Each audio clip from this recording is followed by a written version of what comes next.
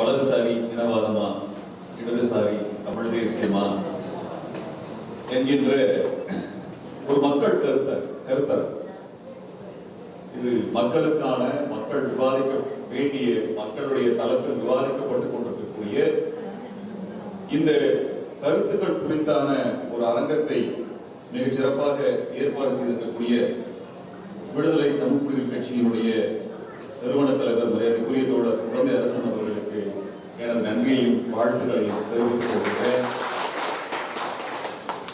இந்த நிகழ்ச்சிக்கு வரவேற்புரையாற்றக்கூடிய தோழர் சேகர் அவர்களுக்கும் இந்த நிகழ்வை தலைமை தாங்குகின்ற மரியாதைக்குரிய தோழர் ரேடியோ வெங்கடேசன் அவர்களுக்கும் மற்றும் முன்னிலை வைக்கக்கூடிய ராசா நசீர் அவர்களுக்கும் போராளி அவர்களுக்கும் பூவரசன் அவர்களுக்கும் தளபதி சுரேஷ் அவர்களுக்கும் விஜய் ஆனந்த் அவர்களுக்கும் கார்மேகம் அவர்களுக்கும் எனது வணக்கத்தை தெரிவித்துக் கொள்கின்றேன். எனக்கு முன்பு உரையாற்றி அமர்ந்திருக்கக்கூடிய மரியாதைக்குரிய தோழர் தமிழர் புலிகள் கட்சியினுடைய தோழர் இளமாறன் அவர்களுக்கும் தமிழ் புலிகள் கட்சியினுடைய தோழர் நாகை திருவள்ளுவர் அவர்களுக்கும் தமிழக மக்கள் ஜனநாயக கட்சியினுடைய தோழர் கே ஷெரீப் அவர்களுக்கும் மற்றும் இங்கே இந்த நிகழ்ச்சியை மிகச் செம்மையாக நெறியாளுகை செய்கின்ற தோழர் அறிஞன் அவர்களுக்கும் நன்றி காட்டக்கூடிய மணிகண்டன் அவர்களுக்கும் இங்கே கலை நிகழ்ச்சி நடத்திய கணபதி கலை நிகழ்வு குழுவினருக்கும் இங்கே திரட்டக்கூடிய ஏழைய தோழர்களுக்கும் நான் சார்ந்திருக்கக்கூடிய மேம்பதனை இயக்கத்தின் சார்பாக மாலை வணக்கம் தெரிவித்துக் கொள்கின்றேன். எனக்கு முன்பு பேசிய தோழர்கள் ரொம்ப தெளிவாகவே தமிழ் தேசியம்னா என்ன, தமிழ் தேசியத்தை எப்படி புரிந்துகிறது, எது தமிழ் தேசியம் இல்லை என்பதை அவர்கள் மிக தெளிவாக பேசுகிறார். கடந்த 3 மணி நேரமாக இந்த தமிழ் தேசியம் குறித்தான ஒரு ஆழமான கருத்தியலை மிக எளிய மொழியிலே நம்மிடத்துல பேசியிருக்கிறார். வெறும் திராவிடம் அப்படிங்கிற ஒன்றை வைத்துக் கொண்டு திராவிடமா தமிழ் தேசியமா திராவிடமா தமிழ் தேசியமா பேசிட்டு இருக்கிறார். ஏன் இந்தியமா தமிழ் தேசியமா பேச முடியாதா? இந்திய தேசியமா தமிழ் தேசியமா பேச வராதா? ஆரியமா தமிழ் தேசியமான் பேச வராதா? இதையெல்லாம் பேசக்கூடாது என்பதற்காக தான் இது பேசுறேன். திராவிடம் எதை நோக்கி சண்டை போடுகிறது, யாரை நோக்கி சண்டை போடுகிறது, எதற்காக சண்டை போடுகிறது? திராவிடம் இந்திய தேசியத்தை நோக்கி சண்டை போடுகிறது. திராவிடம் இந்த ஆரிய தேசியத்தை நோக்கி சண்டை போடுகிறது. திராவிடம் இந்த வேத மதத்தை எதிர்த்து சண்டை போடுகிறது. அதுல பற்றாக்குறை இருக்கின்றால் அதை பூர்த்தி செய்து தமிழ் தேசியம் சண்டை போடணும். இவ்வளவுதான விஷயம். ஆரியத்தினுடைய எதிரியும் தமிழ் தேசியத்தினுடைய எதிரியும் ஒரே எதிரியும் பொது எதிரி தானே. அப்ப திராவிடத்தினுடைய பற்றாக்குறை என்னவோ அது பட்டியல் போட்டு அதுல இருந்து நீங்க சண்டையை ஆரம்பிக்கணுமா? அதை விட்டுட்டு நீங்க பேரே தப்பு பேரு சமஸ்கிருதத்தில் இருக்கிற ஏத்துக்க மாட்டேன்னு சொல்றது எந்த வகையில ஒரு அரசியலா இருக்குங்க? அதாவது ஷெரீப் தோழருக்கு தமிழர்களுக்காக இந்த இனத்திற்காக கிட்டத்தட்ட 35 ஆண்டுகளுக்கு மேலாக போராடி பல்வேறு வழக்குகள் நெருக்கடிகளை எதிர்கொண்டார். அவர் பேர் தமிழ்ல இல்ல அப்படின்னு சொல்லி அவர் பிரச்சனை ஆரம்பிப்பீங்க. எதுல விவாதத்தை ஆரம்பிப்பீங்க? அந்த பேர் தமிழா இல்லைன்னு சொல்லி ஆரம்பிப்பீங்களா? இதுல இருந்து விவாதம் ஆரம்பிக்க முடியும். அப்ப தமிழ் பேர் வைக்காதவர்கள் எல்லாம் தமிழர்கள் சொல்லி டிக்ளேர் பண்ணிருக்கீங்களா? தமிழ்நாட்டுல தமிழ் பேர் இல்லாத சதீஷ், சுரேஷ், கணேஷ் அப்படின்னு பெரிய பட்டியல் போட எல்லாரும் தமிழர்கள் அறிவிச்சிடலாமா? அரசியல் சட்டை எந்த புள்ளியில் ஆரம்பிக்க வேண்டும்? திராவிடம் என்ற சொல் தமிழா தமிழ் இல்லையா என்கின்ற புள்ளியிலிருந்து ஆரம்பிப்பதா? திராவிடம் என்ற சொல் எதற்கு எதிராக சண்டை போடுகிறது என்கின்ற புள்ளியிலிருந்து ஆரம்பிக்கலாம். எதுல இருந்து ஆரம்பிக்கிறது? அப்ப திட்டமிட்டு குழப்புகின்ற வேலையை செய்கிறார். அவர்களுக்கு அதாவது இந்த திராவிடமா என்கின்ற அந்த கருத்தியல் குறித்தான கேள்வியில திராவிடம் கருத்தியல் மூலமாக முன்வைத்து போராடி நாம் பெற்ற உரிமைகளை பற்றி அவர்கள் பேசல. இடஒதுக்கீட்டை பத்தி உங்களுக்கு முரண்பாடு இருக்கா? அதை பத்தி நிலைப்பாடே இருக்கான்னு தெரியும். அதை பத்தி உங்க நிலைப்பாடு அதை சொல்லுங்க. அதை பற்றி இன்று வரை நீங்கள் பேசுங்க. பெண் விடுதலையை பேசுகிறது, பெண் விடுதலையை முன்வைத்து போராடியது. அந்த பெண் விடுதலை குறித்தான நிலைப்பாடு என்ன? அது வரைக்கும் எதுவுமே இல்லை. உடனே நேரா அரசியல் கட்சிக்கு போயிட்டு திமுகவா அதிமுகவா அங்க வந்து பெண்களுக்கு பிரதித்துவம் பேசுறாங்க. கட்சியை வைத்த ஒரு தத்துவத்தின் ஆழத்தை இட போட முடியும், கட்சியை வைத்தா போட முடியும். அப்படி பார்த்தோம்னா இலங்கை பாராளுமன்றத்தில் தமிழ் தேசிய முன்னணி என்கிற பெயரில் இருக்கக்கூடிய பாராளுமன்ற உறுப்பினர்கள் உண்மையில் தமிழ் தேசிய கருத்தியலுக்கு ஒப்பானவர்களா? அப்ப இந்த கருத்தியல் சண்டை என்பது உண்மையிலே கருத்தியல் சண்டை அல்ல. இது சொற்போரின் மூலமாக கருத்தியலை திசை திருப்பக்கூடிய வேற ஒண்ணுமே கிடையாது. அவர்களுக்கு தேவை வந்து என்னன்னா, இந்த தமிழ் தேசியம் என்பதை எந்த புள்ளியில இருந்து 2009 பின்னாடி இனப்படுவதற்கு பின்னாடியான பிரச்சனைகள் பேச வேண்டியது. இந்திய தேசியம் இந்த இனப்படுகொலை என்ன பண்ணுச்சு பேசுங்க. அதை இந்த 10 ஆண்டுகளில் பேசி நாங்க பார்க்கல. இந்த 10 ஆண்டுகள்ல இந்திய தேசியம் என்ன பண்ணுச்சு? நீங்க இங்க இருக்கக்கூடிய திமுகவை மட்டுமே இதனுடைய குறையாக வரையறுக்க விரும்புகிறீர்கள். திமுகவின் மீது விமர்சனம் இருக்குது. உங்களுக்கு விமர்சனம் வேறு, எங்களுக்கு விமர்சனம் வேறு. நாங்கள் அனைவரும் திமுகவை விமர்சிக்கிறவர்கள். இன்று வரை அந்த விமர்சனம் புள்ளியில் இருக்கக்கூடிய எங்களுக்கு அது மாற்று கருத்து இல்லை. நாங்கள் கேட்க விரும்புவது, ஈழப்போரிலே இலங்கை அரசிற்கு பேருதவி செய்த அந்த ராணுவ உதவியோ உளவுத்துறை உதவியோ சர்வதேச உதவிகளோ செய்த அந்த உதவிகளை எல்லாம் எந்த துறை கட்டுப்படுத்தியது? யாரினுடைய அதிகாரத்தின் கீழ் அந்த துறைகள் எல்லாம் வருகிறது? அதான் கேட்க. அப்ப அந்த புள்ளியை கேள்வி வைக்கக்கூடாது என்பதற்காகத்தான் இங்கே மடைமாற்றி திராவிடத்திற்கு எதிரான பிரச்சாரம் என்பது உருவாக்கப்படுது. அதுதான் உருவாக்கப்படுது. பெரியாரே வந்து தேர்தல் அரசியலோடு உடன்பாடு இல்லாத தேர்தல் அரசியலை மறுத்தவர். ஏன்னா அதுக்கு முழுமையான உரிமையை பெற்றுக் கொடுத்து விடாது தெல்ல தெளிவாக சொல்லிவிட்டு சொல்லிட்டார். திமுக ஆட்சிக்கு வந்தவரை திராவிட கழகத்தை கலைத்து விட்டு போலையே, அவர் போராட்டத்தை அவர் நடத்தி கொண்டுதான் இருந்தார். இறுதி பேரவையில் கூட தமிழ்நாடு விடுதலை அடைய வேண்டும் என்றுதான் பேசினார். அறிஞர் அண்ணா ஆட்சிக்கு வந்துட்டாரு, திமுக ஆட்சிக்கு வந்து விட்டது. திராவிட இயக்கத்தினுடைய கோட்பாடுகளை எல்லாம் நாங்கள் சட்டப்பூர்வமாக அங்கீகரித்து கொண்டு வருவோம் என்று சொன்னதற்காக அல்லது செயல்படுவோம் என்று சொன்னதற்காக வாக்குறுதி கொடுத்ததற்காக அந்த வாக்குறுதியில் 1-2 நடைமுறைப்படுத்தியதற்காக தனது இயக்கத்தை கலைத்து விட்டு செல்லவில்லை. இங்க 1000 கட்சிகள் வரும் போகும், ஆனால் இயக்கம் தான் இந்த கொள்கையை முன்னகர்த்தி செல்லும் என்று நின்றார் தந்தை பெரியார். அதான் அரசியல். நீங்க தந்தை பெரியார் பற்றி அப்படியே சூசகமாக அவருடைய பூர்வீகமான ஊராக கர்நாடகத்திலிருந்து பேசுகிறார்கள். ஐயா மணியரசன் அவர்கள் பேசுகிறார்கள். நீங்க எதை சொல்ல கொடுப்பீங்க? உங்களுடைய இனவாதம் அப்பட்டமாக வெளிப்படுகிறது. கார்ல் மார்க்ஸை நீங்க எந்த இடத்துல அடிப்படையில் பேசுவீங்க? வெளிப்படையா பேசுங்க. கார்ல் மார்க்ஸை எந்த அடித்தளத்தில் நின்று பேசுகிறீர்கள்? நீங்கள் பொருளாதார சமத்துவத்தை பேசி கார்ல் மார்க்ஸை உங்களுடைய பூர்வீகமாக இருக்கக்கூடிய யூத இனத்தில் அதை கொண்டு வந்தீர்கள் என்று பேசுவீர்களா? பேசலாமா?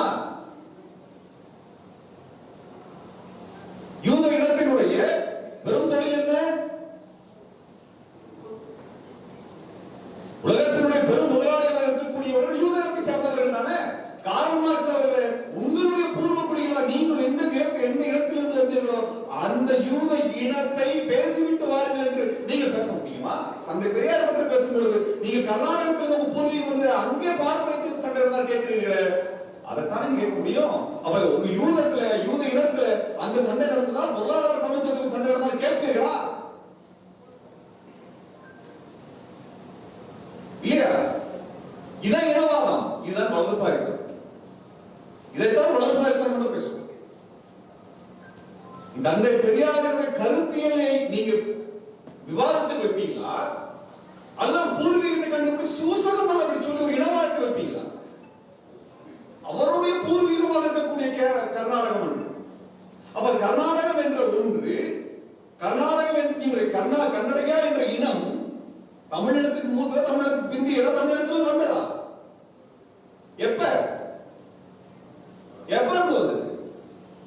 அதை நீங்க பூர்வீக இனமாக ஏற்றுக்கொள்கிறீர்களா? தெலுங்கு இனம் என்பதை பூர்வீக இனம் என்று ஏற்றுக்கொள்கிறீர்களா? இன்றையிலிருந்து 1800 வருடத்துக்கு முன்பு தெலுங்கு வந்தது என்று சொன்னார். 1800 வருடத்துக்கு முன்பு அவன் என்ன பேசியிருப்பான்? தெலுங்கா பேசியிருப்பான். அன்றைக்கு தமிழால பேசியிருப்பான். அன்றைக்கு அவன் தமிழன் தானப்ப. நீங்க என்ன சொல்றீங்க? நீங்க 800 வருஷத்துக்கு முன்னால வந்தவன், 600 வருஷத்துக்கு முன்னாடி ஆந்திரத்தில் வந்தவன் இன்றைக்கும் தெலுங்கு என்று நீங்க வைப்பீர்கள் என்றால் அதற்கும் ஒரு 1000 வருடத்துக்கு முன்பாக தமிழனாக இருந்தானே, அப்ப என்ன சொல்லுவீங்க? அப்ப அவன் தமிழனா தெலுங்கா புரியுதுல? உங்க வாதத்தை என்ன அளவோடு? நீங்க 56ல இருந்து ஒருத்தர் வைக்கிறாரு, 500 வருஷத்துல ஒருத்தர் வைக்கிறார், நாங்க 1500 வருஷம் வைக்கிறோம், 2000 வருஷம் வைக்கிறோம். கீழடி காலத்துல என்னவா இருந்தான்? நான் கேட்கிறேன், கீழடியினுடைய காலத்தில் ஆந்திராவில் இருந்தவன், கர்நாடகத்தில் இருந்தவன், கேரளாவில் இருந்தவன் என்னவாக இருந்தான்? பெரியாருக்கு பூர்வீகம் கன்னடம் பேசுறீங்க. இப்ப கன்னடத்தோட பூர்வீகம் எது? தமிழ் தானே. அதைத்தான் நான் பேசுறோம். அதைத்தான் நாங்கள் நீங்க பேசுறோம்.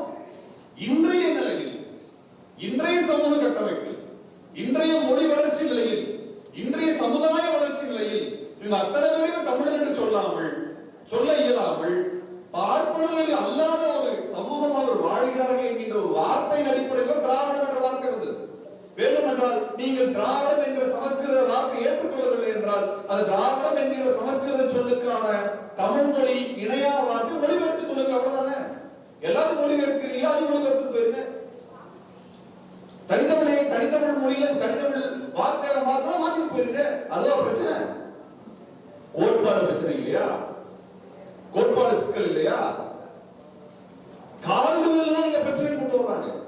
கால்டுவெல்லை எடுத்து கால்டுவெல் என்கின்ற அந்த அறிஞருடைய ஆக்கத்தை, அவருடைய சிந்தனையை உடைக்கணுங்கிற தேவை ஏன் வருகிறது? கால்டுவெல்லை உடைக்க வேண்டும் என்கிற தேவை யாருக்கு வருகிறது என்றால் இந்துத்துவவாதிகளுக்கு வருகிறது, ஆரியர்களுக்கு வருகிறது, பார்ப்பனர்களுக்கு வருகிறது. பார்ப்பனர்களுக்கு வருகிறது. ஏன்னா இந்த கால்டுவெல்லினுடைய காலகட்டத்தை சமகால அளவில் இருக்கக்கூடிய பிற அறிஞர்கள், மொழி அறிஞர்கள், பண்பாட்டியல் அறிஞர்கள், அந்த காலகட்டத்தில் வேலை செய்வார்கள், கிரவுண்ட் போன்றவர்கள் என்ன சொல்லுகிறார்கள்?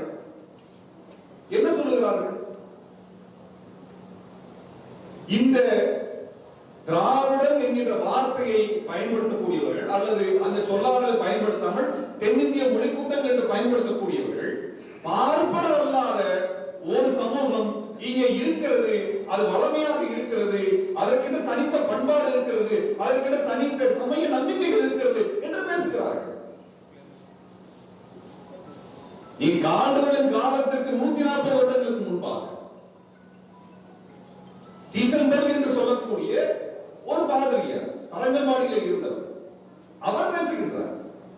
இந்த மண்ணிலே சமஸ்கிருதம் இல்லாத ஒரு மொழி கூட்டம், ஒரு பண்பாட்டு செழுமை கொண்டது என்கின்ற ஒரு வளமை இந்த மண்ணிலே இருந்திருக்கிறது பேசுகிறார். இது இப்ப இல்ல, இவங்களுக்கு 149 வருஷத்துக்கு முன்பு 1600 இறுதியில் 1710-12 இது எழுதுகிறார்கள். அப்ப அவங்க என்ன வைக்கிறாங்கன்னா, இந்திய துணைக்கண்டத்தில் பார்ப்பனர்களை அல்லது சமஸ்கிருதத்தை தாண்டிய உயர்ந்த பண்பாடு என்ற ஒன்று கிடையாது என்கின்ற நம்பிக்கை இந்த மண்ணில இருக்கிறது. ஆனால் சமஸ்கிருதம் அல்லாத இன்னொரு செழுமையான ஒரு மரபு இந்த மண்ணில் இருக்கிறது பேசுகிறார். அதைத்தான் அவர்கள் பிற்காலத்தில் திராவிடம் என்று அடையாளப்படுத்துகிறார். இது வெறும் கால்டுவெல்ல மட்டும் வரல. கால்டுவெல்லினுடைய அந்த எழுத்து என்பது, சிந்தனை என்பது மேலும் செழுமைப்படுத்தி ஒரு மக்கள் இயக்கத்தை நகர்த்துகிறது. நம்ம கேட்க விரும்புகிறோம், கால்டுவெல்லின் காலம் வரை எப்படிப்பட்ட அரசாட்சி முறை உலகளவில் இருந்தது? அது இந்திய அளவில் இருந்தது. மன்னராட்சி முறை, அது ஒரு மன்னராட்சி முறை. காலனிய காலத்திலே, அந்த காலனிய காலத்தினுடைய ஆரம்ப கட்ட காலத்திலே, இன்னும் சொல்ல வேண்டும், முதல் இந்திய சுதந்திர போர் சொல்றாங்க, அந்த காலகட்டம் தான் முடிந்து 30-40 வருடங்களிலே மக்கள் சமூக கூட்டங்களை பற்றியான சிந்தனை வர ஆரம்பிக்கிறது. அது வரைக்கும் இந்த மண்ணிலே மக்கள் எப்படியா இருந்தான், எப்படி ஒன்றுபட்டு இருந்தான், எப்படி சமூக கூட்டமாக வாழ்ந்தான், எப்படிப்பட்ட சமூக கட்டமைப்பு இருந்தது? சாதியாக இருந்தது. சாதியாக இருந்தது, மக்களாக இல்லை, சாதிகளை கடந்த ஒரு கட்டமைப்பாக இல்லை. அது சாதிகளாகவும் சாதிகளை அங்கீகரித்துக் கொண்ட அதனுடைய ஏற்றத்தாழ்வை அங்கீகரித்துக் கொண்ட ஏற்றத்தாழ்வின் அடிப்படையிலான ஒரு கட்டமைப்பு இருந்தது. அப்படிதான் இருந்துச்சு. அதையெல்லாம் கடந்து ஜனநாயகம் சமத்துவம் என்கின்ற அந்த புரட்சிகர வார்த்தை மேற்குலகத்தில் இருந்து வந்து அது அங்கிருந்து இந்தியாவினுடைய தென்கோடி பகுதியில எப்பொழுது வந்து இறங்குகிறது? பாளையங்களினுடைய போராட்டத்தின் பொழுது வருகிறது. பாளையக்கால போராட்டத்தின் பொழுது வருகிறது. பாளையக்கால போராட்டத்திற்கு பிறகான காலகட்டத்தில் மக்கள் எல்லாம் சேர்ந்து தங்களுக்கு என்று ஒரு சங்கம் வைத்துக் கொள்ளலாம் என்கின்ற நிலை வரும் பொழுது பார்ப்பன அல்லாதவர்களுக்கு என்று சங்கம் அமைத்துக் கொள்ளக்கூடிய ஒரு சூழல் உருவாகிறது. அப்பொழுதுதான் திராவிடம் என்கிற வார்த்தையை அவர்கள் அரசியல் சொல்லாக பயன்படுத்துகிறார்கள். அந்த ஏன் பயன்படுத்துறாங்கன்னா, திராவிடம் என்ற சொல் பார்ப்பனர் அல்லாத பிற வெகு மக்களுக்கான ஒரு மக்கள் இயக்கம் தேவைப்படுகிறது என்றால் பார்ப்பனரிடத்தில் தான் அத்தனை அதிகாரம் கொட்டி கிடக்கிறது. அதை நாம் நிராகரிக்கின்றோம். அவர்கள் வேறு நாங்கள் வேறு என்று அடையாளப்படுத்துவதற்காகத்தான் இந்த திராவிடம் என்ற சொல் அரசியல் சொல்லாக பயன்படுத்தப்படுகிறது. அது அரசியல் சொல்லாக பயன்படுத்தப்படுகிறது. எப்ப? பெரியார் பிறக்கின்ற காலத்துக்கு முன்பு, அவர் பிறக்கின்ற காலத்துக்கு முன்பு. ஆனா இந்த தூக்கி கொண்டாந்து நிறுத்துற இடமே பெரியார் திராவிடம் பயன்படுத்தினார், திராவிடம் முதல்ல எடுத்துக்காக பேசிட்டு இருக்கிறார். அதாவது இந்த திராவிடம் என்கின்ற மக்கள் எல்லாம் ஒன்று சேர்க்கிறார். என்ன நீ கட்சி வச்சிருக்கோமே, இயக்கம் வச்சிருக்கிறோமே, சங்கம் வச்சிருக்கிறோமே, இந்த மாதிரி இயக்க கட்டமைப்பு சங்க கட்டமைப்பு அரசியலோடு அதிகாரத்தோடு பேரம் பேசுகிறது, அதிகாரத்துக்கு போட்டி போடுவது, அதிகாரத்தில் பங்கு கேட்கக்கூடிய இந்த கட்டமைப்பு எப்ப வந்துச்சுங்க? எப்ப வந்தது? இது காலகாலமா இருக்கா? காலகாலமா இருக்கா? காங்கிரஸ் என்பது எது? வெள்ளையனோடு பேரம் பேசி அதிகாரத்தில் பங்கு கேட்பது. அதற்கான ஒரு கட்டமைப்பு, பணக்காரர்கள் சேர்ந்து உருவாக்கிய கட்டமைப்பு, உயர்சாதிக்காரர்கள் சேர்ந்து உருவாக்கிய கட்டமைப்பு. பிரம்ம சமாஜம், ஆரிய சமாஜம் என்ன வந்துச்சு? இந்து மதத்திற்குள்ளாக, அந்த பார்ப்பனிய வேத மதத்திற்குள்ளாக, அவங்களுக்குள்ளாக சீர்திருத்தம் கொண்டு வருவதற்காக கொண்டு வரப்பட்ட கட்டமைப்பு. அப்ப சமஸ்கிருதம், அந்த வேத மதம், இந்த கட்டமைப்பு இல்லாதவர்கள் இங்க எப்படி பெரிய பண்ணையாரு பார்ப்பனர்கள் இவர்களுக்கான அரசியல் பேரம் பேசுவதற்கான கட்டமைப்பு இல்லாமல் இதற்கு வெளியில் இருந்த பெருந்தரலான மக்களுக்கு என்ன கட்டமைப்பு இருந்துச்சு? அந்த மக்களுக்கு என்ன பேர்? அந்த மக்கள் எந்த அடிப்படையில் ஒன்று திரண்டார்கள்? அங்கதான் திராவிடம் என்ற வார்த்தை வருகிறது. அயோத்திதாச பண்டிதர் பேசுகிறார். அப்படிதான் வந்தது. இவங்க எல்லாம் ஒன்னா போயிட்டாங்க. இவங்க எல்லாம் ஒன்னா போயிட்டாங்க. இந்த கூட்டம் தான் தங்களுக்கு என்று அதிகாரத்தோடு பேரம் பேசுவதற்கு கட்டமைப்பு அமைச்சிட்ட பின்னாடி மீதி மக்கள் என்ன பண்றதுங்கிறப்ப அந்த மக்கள் தங்களுக்கு என்று அடையாளம் தேவைப்பட்டது. இங்க இருக்கக்கூடிய ஒடுக்கப்பட்ட மக்களோ பிற்படுத்தப்பட்ட சாதிகளோ தங்கள் பிரம்ம சமாஜத்தில் சேர்த்துக் கொள்ள முடியுமா? ஆரிய சமாஜத்தில் சேர்த்துக் கொள்ள முடியுமா? காங்கிரஸ் கட்சி நிலை என்னவாக இருந்தது? 19ஆம் நூற்றாண்டினுடைய இறுதியிலே காங்கிரஸ் கட்சி நிலை என்னவாக இருந்தது? எழுதுகிறார் எஸ்ராஜதுரை அவர் எழுதுகிறார். இங்க காங்கிரசினுடைய மாநாடு நடக்கிறது, கல்கத்தாக்கு போறாங்க பார்ப்பனர்கள். அதுல பயணம் செய்யக்கூடிய பார்ப்பனர்களுக்கு என்று அந்த கப்பலிலே தனியாக ஒரு தளம் ஒதுக்கப்படுகிறது. அந்த தளத்திற்குள் வேறு யாருக்கும் அனுமதி கிடையாது. அதில் மிக முக்கியமாக பார்ப்பனர்கள் சாப்பிடுவதற்கென்று தனித்த சமையல்காரர்கள் அழைத்து செல்லப்பட்டார்கள். அந்த பார்ப்பனர்களுடைய சமையலை பார்ப்பதற்கு கூட யாருக்கும் அனுமதி கிடையாது. அவன் சாப்பிடுவதை பார்ப்பதற்கும் அனுமதி கிடையாது. இதோடு நிற்கிறார். அதுல வந்து ஒரு சில பார்ப்பனர்கள் தனியா அவனே சமைச்சு அவனுக்குள்ள உட்கார்ந்து சாப்பிட்டுட்டான். இன்னும் ஒரு சில ஒரு பார்ப்பாரை பத்தி எழுதியிருப்பாரு. அவர் ஊர்லயே டிகாஷன் போட்டு எடுத்துட்டு போயிட்டாராம். இங்கே டிகாஷன் போட்டு எடுத்து 5 நாள் சாப்பிடாம டிகாஷன் மட்டும் போட்டு காப்பி மட்டும் குடிச்சிருந்தாங்க. இவ்வளவு தூரம் தங்களை தனித்து நிறுத்திய ஒரு கூட்டமாக, அதிகாரத்தை கையில் வைத்துக் கொள்ள விரும்பிய ஒரு கூட்டமாக இருந்தவர்கள் அவர்கள். இது பாம்பேல நடந்த காங்கிரஸ் மாநாடு போல தனியா வீடு ஒன்று கேட்டாங்க. ஒவ்வொரு தனித்தனியா வீடு விடணும். காங்கிரஸ் கமிட்டி தலைவர்கள் சொல்றாங்க இவர்களுடைய தொல்லை தாங்க முடியல சொல்றாங்க. இப்படி அதாவது என்னன்னா என்ன சொல்றாங்க, போன தடவை பேசுறப்படி பார்த்தோம்ல, நீங்க எப்படி ஐயர் இல்ல கண்டுபிடிச்சீங்களோ அதுக்கு என்ன லேப் டெஸ்ட் எடுத்தீங்களோ அந்த டெஸ்ட் நாங்க எடுத்தோம் சொல்றாங்க. நம்ம எல்லாம் டெஸ்ட் எடுக்கல இல்ல, அவன் தானே சொல்றான் நீங்க வேற நாங்க வேறன்னு சொல்லிட்டு. அவன் தானே சொன்னான் நாமெல்லாம் வேறு அவர்கள் எல்லாம் வேறு. அதாவது சென்னையில் இருக்கக்கூடிய தமிழ் சென்னை தமிழ் பேசுவான், கொங்கு மண்டலத்துல கொங்கு தமிழ் பேசுவான், மதுரையில மதுரை தமிழ், நெல்லையில நெல்லை தமிழ், கன்னியாகுமரி கன்னியாகுமரி தமிழ். எல்லா இடத்துலயும் ஒரே மாதிரி தமிழ் பேசுற கூட்டம் யாருங்க? அவா தமிழ் பேசுறது எங்க? எல்லாருக்கும் ஒரே மாதிரி தான் பேசுறான். அவனுக்கு மதுரை தமிழோ கொங்கு தமிழோ அல்லது நெல்லை தமிழோ எந்த தமிழோ கிடையாது. ஏன்? அவன் உன்னிடமிருந்து அவனை வேறுபடுத்திக் கொள்ள விரும்புகின்றான். நீ வேற நான் வேறான். எந்த ஊராக எனக்கென்று ஒரு மொழி வைத்திருக்கின்ற அந்த மொழியில் தான் பேசுவேன் என்று சொல் தன்னை தனிமைப்படுத்திக் கொள்கின்றான். நீ வேறுமுருகன் பேர் வச்சிருக்காங்க, திருமுருகன் பேர் வச்சிருக்காங்க, பழனி பேர் வச்சிருக்காங்க, சரவணன் பேர் வச்சிருக்காங்க, செந்தில் பேர் வச்சிருக்காங்க. இந்த பேர் ஏதாவது பார்ப்பனருக்கு இருக்கிறதா? சுப்பிரமணியன் வா, சுப்பிரமணியன் பிராமணியன் வருவாங்க, சுப்பிரமணியன் வருவாங்க. அவங்க பேர்ல ஸ்பெல்லிங் எப்படிதான் போடுறாங்க. அவன் முருகன் வச்சுக்க மாட்டானே,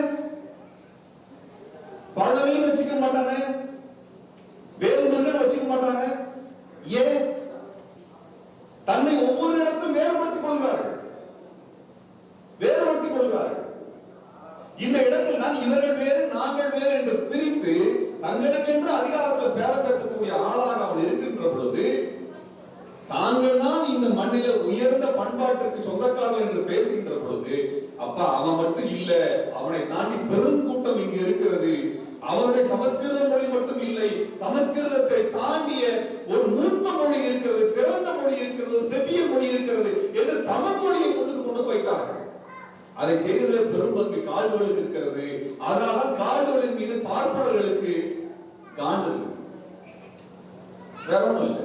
உங்களுக்கே வருது, உங்களுக்கே வருது.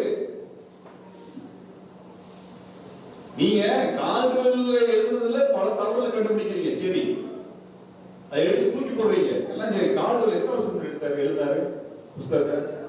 இந்த 170 வருஷத்துக்கு முன்னாடி, 170 வருடத்துக்கு முன்பு ஏதாவது ஒரு துறை, தொல்லியல் துறை, மொழியியல் துறை, ஒப்பிலக்கண துறை, இந்த மாதிரி எந்த துறை, வரலாற்று துறை, வரலாற்றியல் துறை, இது ஏதாவது வளர்ச்சி அடைந்திருந்ததா?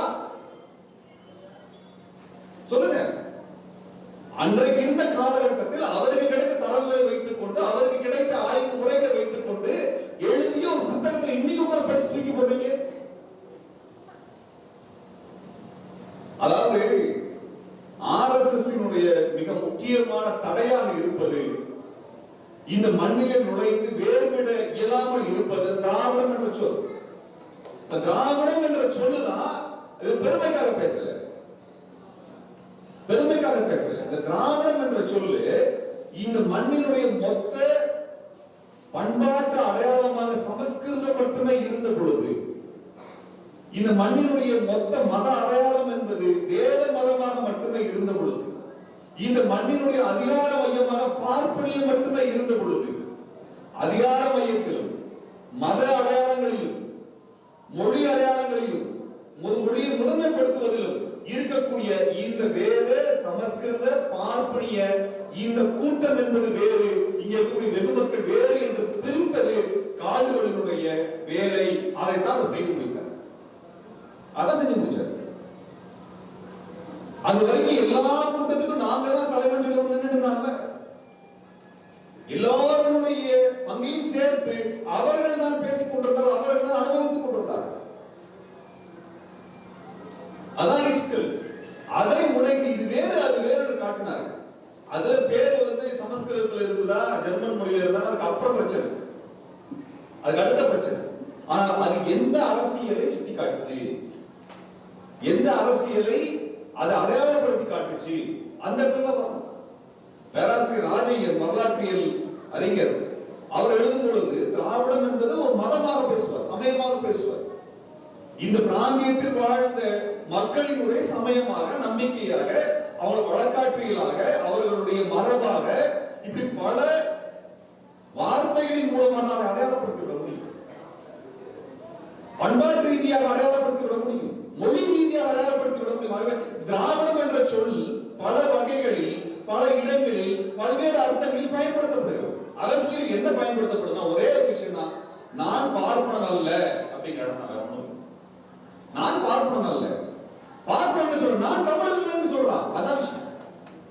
அவன் நான் தமிழன் இல்லை என்று சொல்றான், நான் பார்ப்பனன் அல்ல சொல்றோம். திராவிடம் என்ற சொல்லுக்கான அர்த்தம் அதுதான். கம்யூனிஸ்ட் என்னங்க?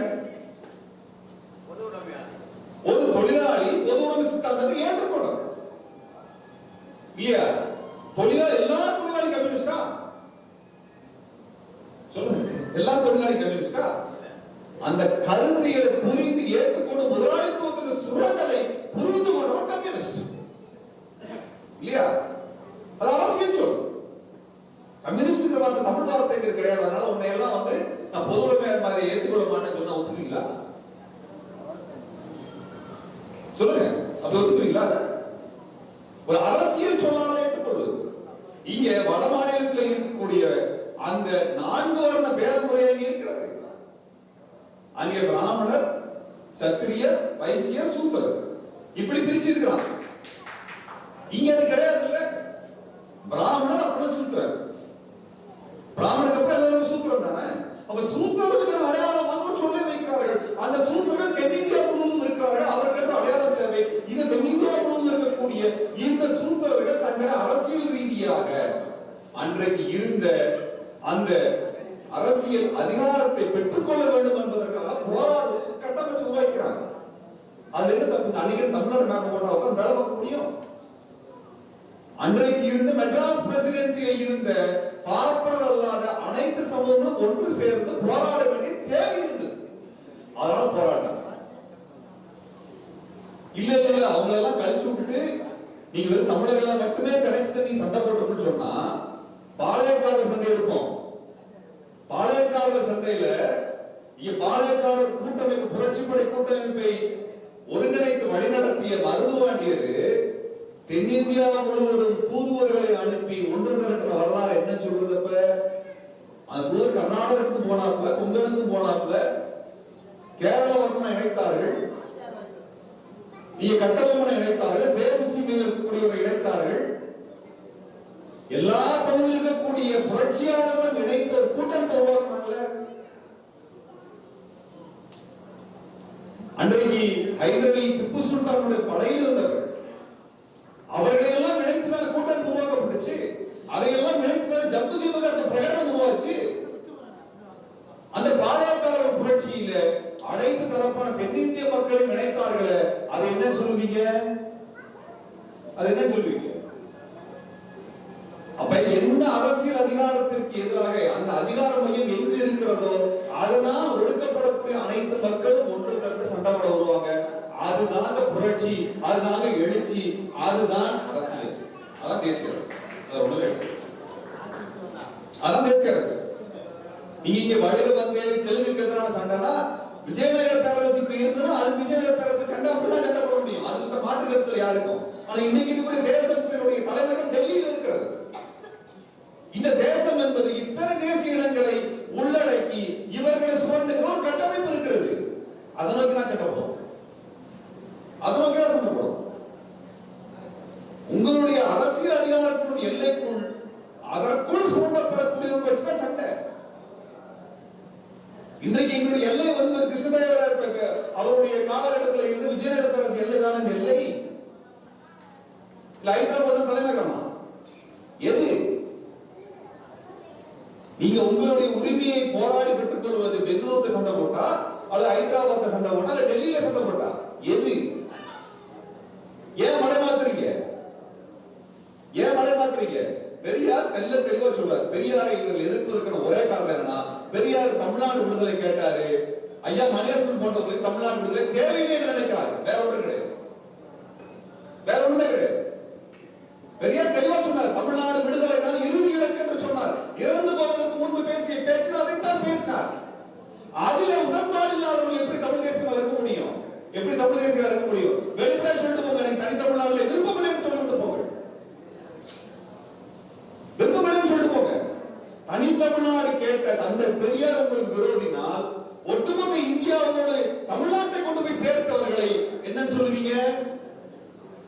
என்ன சொல்லுவீங்க? நீ தமிழன் இல்லை திராவிடன் என்று சொன்னதால் நாங்கள் வீழ்ந்தோம் என்று சொன்னால், நீங்கள் தமிழன் இல்லை நீங்கள் எல்லாம் இந்தியன் என்று சொன்ன காமராஜர் என்ன சொல்லுவீங்க? என்ன சொல்லுவீங்க? பேசுவீங்களா? பேசுங்க, சொல்லுங்க. அதையே பேச வர மாட்டேங்குது உங்களுக்கு. திராவிடம் சொல்றாங்க வீழ்ந்து போய் நீங்க செதஞ்சு போட்டோம். அவ்வளவு தூரம் ஒப்பாரி வைக்கிறீங்களே. நீங்க திராவிடனும் இல்ல தமிழனும் இல்ல நீங்க இந்தியன்னு சொன்ன ஐயா காமராஜர் பத்தி முடிவு என்ன சொல்லுங்க. இந்திய தேச போராட்டத்தில் கொண்டு போய் தமிழ்நாட்டில் இருக்கக்கூடிய தமிழர்கள் எல்லாம் கொண்டு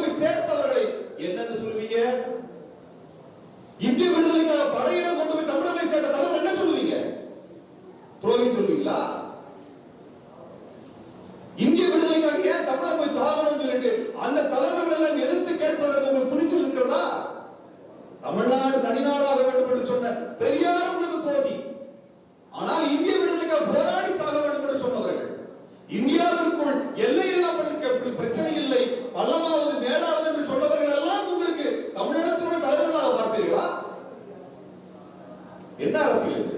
இதெல்லாம் புரியாம நீங்க உட்கார்ந்துருக்கோமா? கேள்வி கேட்கிறது யாரு நினைச்சிட்டு இருக்கீங்களா? கேள்வி கேட்க யாரு நினைச்சிட்டு இருக்கீங்களா? பேசுவோம் அரசியலை. நீங்க வெளிப்படையா சொல்லுங்க, கடிதம் கேட்பதற்கு கேட்டதனால் நாங்கள் பெரியாரை நாங்கள் தமிழகத்துக்கு விரோதி என்று சொல்கிறோம், துரோகி என்று சொல்கிறோம் என்று வெளிப்படையா சொல்லிட்டு போங்கள. அது எதுக்கு அப்படி மறைச்சு பேசிட்டு போகணும்? அதுக்கு மறைச்சு பேசிட்டு போகணும். ஆக இவர்களுக்கு அடிப்படை தேவை என்னன்னா RSSக்கான படி அமைத்து கொடுத்தல் என்பதை தவிர வேறு எதுவுமே கிடையாது. கேட்டா நாங்க திராவிடத்தை விமர்சிப்பதனாலேயே நாங்கள் RSS கலவரம் சொல்றீங்க, அப்படி முத்திரை குத்துவது தவறுன்னு சொல்றீங்க. சரி, ஏத்துக்கிறோம். RSS ஏத்து என்னங்க பண்ணீங்க சொல்லுங்க. நீங்க RSS எதிர்த்து என்ன போராட்டத்தை நடத்துறீங்க? நான் வெளிப்படையா ஒரு விஷயம் சொல்ல வேண்டியிருக்கு. கர்நாடகத்தில் இந்த காவிரி பிரச்சனை வந்த பொழுது 2016 காவிரி பிரச்சனை வந்த போது அங்கே தமிழர்கள் அடித்த பொழுது கன்னட இனவெறி கூட்டம் அடித்த பொழுது கன்னட இனவெறி கூட்டத்திற்கான அனைத்து கட்டமைப்பு உதவிகளையும் அவர்கள் தேவைப்படுகின்ற அனைத்து உதவிகளையும் RSS செய்தது. யார் எதிரிங்க? அதை எதிர்த்து பேச மாட்டீங்களா? அவர்கள் எதிரி இல்லையா? இங்க இவ்வளவு மோசமாக இங்க இருக்கக்கூடிய அதிகார வர்க்கம் முழுக்க யாருக்கு ஆதரவாக செயல்பட்டுக் கொண்டிருக்கிறது பார்த்து தான் இருக்கிறோம். அது தமிழர்களுக்கோ, தமிழ் வணிகர்களுக்கோ, தமிழ் மொழிக்கோ, தமிழ் இனத்திற்கோ சாதகமாக இல்லை. அதை கேள்வி வைக்கிறோம். நாங்க இப்பவும் வேண்டுகோள் வைக்கிறோம், வாங்க எல்லாரும் ஒன்று சேர்ந்து நின்று இந்த ஆரிய படையெடுப்பை தடுத்து நிறுத்துவோம், ஒன்றாக களம் காண வாருங்கள் கேட்டுக்கிறோம். தமிழக உண்மையை விரும்புகின்றோம். நமக்குள் பிளவுகள் வேண்டாம் என்று பேசுகின்றோம். நீங்கள் முதலமைச்சர் ஆகுங்க. அதுக்காக நான் பேப்பர் ரோஸ் இருந்தாதான் கிட்னி சரியா சொல்றதை நான் ஏத்துக்கல. உங்களுக்கு முதலமைச்சர் ஆகிட்டு போங்க. எடப்பாடியே முதலமைச்சர் ஆகும், நீங்க ஆகக்கூடாது. இதுல பிரச்சனை கிடையாது. இங்க அதுதான் பிரச்சனை. நாங்களும் முதலமைச்சர் பதவிக்கு போட்டு போற ஆளுங்களா? நீங்க தான் பிறந்தவே முதலமைச்சர் பதவிக்கா பிறந்தவர மாதிரி நீங்க பேசிட்டு இருக்கீங்க. மகிழ்ச்சி, போடுங்க. யாரும் முதலமைச்சர் ஆகும், நீங்க ஆகக்கூடாது. எங்களுக்கு சிக்கலே கிடையாது. உங்களுக்கு முதலமைச்சர் பதவிக்கு குறுக்க வந்தவங்க நாங்க இல்ல. ஆனால் நீங்க சமூக நீதிக்கு குறுக்க வந்து நின்னால் நாங்கள் பேசதான் செய்வோம். சமூக விடுதலைக்கு குறுக்க வந்தா நாங்கள் பேசதான் செய்வோம். ஆகவே எங்களுடைய நிலைப்பாடு தமிழ் தேசியம் என்பது இந்த இந்திய பார்ப்பனிய வேத மதத்திற்கு எதிரானது, பணியாளர்களுடைய பொருளாதாரத்துக்கு எதிரானது, ஏகாதிபத்தியத்துக்கு எதிரானது. அவ்வளவுதான் விஷயம். இத பேசாத யாரும் தமிழ் தேசியவாதிகள் கிடையாது. அவர்கள் சும்மா நம்மளோட பம்மாத்தி காமிச்சு ஏமாற்றுறதுக்காக பேசுகின்ற பேச்சுக்கள் அவர்கள் தமிழ் தேசியவாதிகள் அல்ல என்று இறுதியாக சொல்லி முடிக்கின்ற. நன்றி, வணக்கம். தமிழ் உறவுகளே வணக்கம். கடந்த ஏறக்குறைய ஒரு வருடத்தை நமது சேனல் நெருங்க இருக்கிறது. இந்த நேரத்தில் நீங்கள் கொடுத்த அத்துணை அன்புக்கும் அரவணைப்புக்கும் உங்களுடைய சப்போர்ட்டுக்கும் நன்றியை சொல்ல கடமைப்பட்டிருக்கிறோம். நண்பர்களே, உங்கள் நண்பர்களுக்கு நமது சேனல் லிங்கை ஷேர் செய்து உங்கள் நண்பர்களை நமது சேனலை லைக் பட்டனை அழுத்தி லைக் செய்து, சப்ஸ்கிரைப் பட்டனை அழுத்தி சப்ஸ்கிரைப் செய்து, அதிலே ஆல் பட்டனை அழுத்தி நோட்டிஃபிகேஷனை பெறுவதற்கும் பெற்றும் நீங்கள் எங்கள் சேனலுக்கு மிகப்பெரிய வலிமையை கொடுக்கும்படி உங்களிடம் அன்போடு கேட்டுக்கொள்கிறோம். அது மட்டுமில்லாமல் எங்களுடைய சேனலில் எளியவர்களின், பேச இயலாதவர்களின் கருத்துக்களை பேசக்கூடிய இந்த பணியில், இந்த ஊடக பணியில் நீங்களும் உங்களுடைய கருத்துக்களை பகிர்ந்து நாங்கள் மேலும் சுவையாக இந்த நாட்டு நடப்புகளையும் அரசியலையும் உங்களுக்கு வழங்குவதற்கு எங்களுக்கு இதன் மூலம் உதவி செய்யுங்கள் என்று உங்களிடம் அன்போடு கேட்டுக்கொள்கிறோம். நன்றி, வணக்கம்.